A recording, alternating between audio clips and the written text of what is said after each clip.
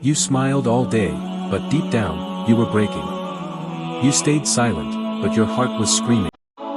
Let this verse remind you, Allah hears what no one else can.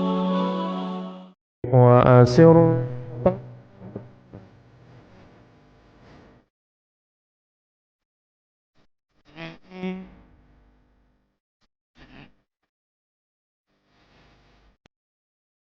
Whether you speak secretly or openly, He surely knows best what is hidden in the heart. There are moments when you hide your emotions from the world. That fake smile.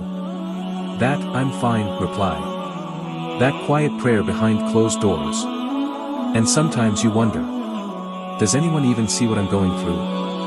Allah answers in Surah Al-Mulk. Whether you whisper it or say it aloud, I know it all. Because He is the one who knows what's buried in your chest.